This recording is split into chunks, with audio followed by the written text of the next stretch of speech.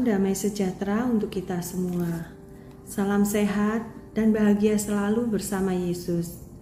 Kita berjumpa kembali dalam STMJ tanggal 14 November tahun 2022. Firman Tuhan diambil di dalam kitab Wahyu pasal yang pertama, ayat yang pertama sampai dengan keempat. Dalam bacaan firman tersebut saya terkesan dengan ayat yang kedua dan yang ketiga, di mana bacaan tersebut berkata, Yohanes telah bersaksi tentang firman Allah dan tentang kesaksian yang diberikan oleh Yesus Kristus sendiri, yaitu segala sesuatu yang telah dilihatnya.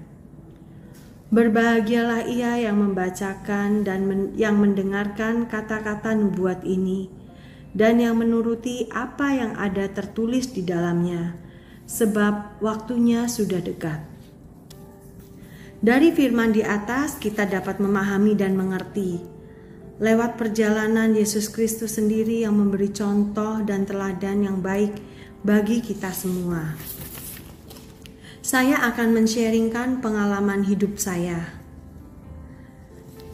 Pada awalnya keluarga saya belum mengikut Tuhan Yesus.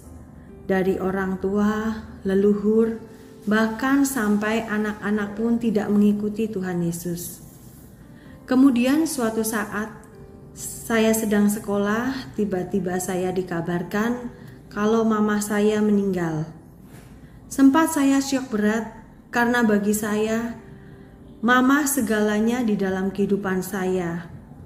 Sosok mama itu tempat berbagi suka maupun duka bagi saya. Singkat cerita, saat saya sedang sendiri, tiba-tiba teman saya datang dan mengajak saya pergi ke gereja. Dan saat itu, saya sedang dalam keadaan sedih dan tidak ada seorang pun yang mengerti hati saya.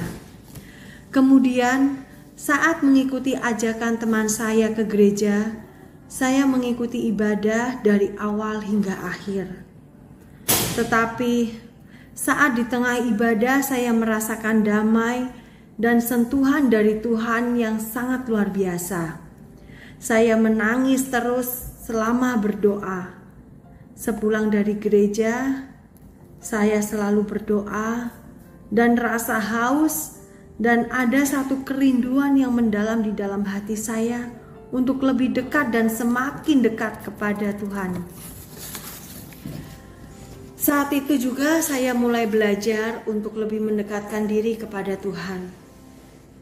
Karena di dalam firman Tuhan, iman timbul dari pendengaran akan firman Allah.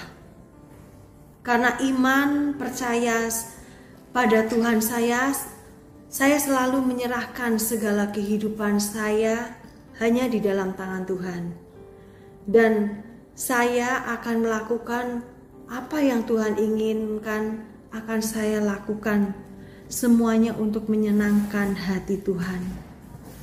Karena saya hanya ingin taat kepadanya. Dengan ketaatan saya, Tuhan tidak pernah meninggalkan saya.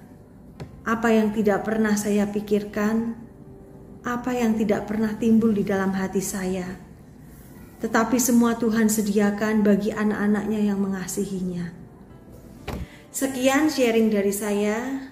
Hendaklah saya dan keluarga saya selalu berada di jalan Tuhan dan memiliki kerendahan hati dan selalu berpikiran yang positif, sehingga dari keluarga saya dapat menjadi contoh dan dapat menjadi berkat bagi orang di sekitar saya.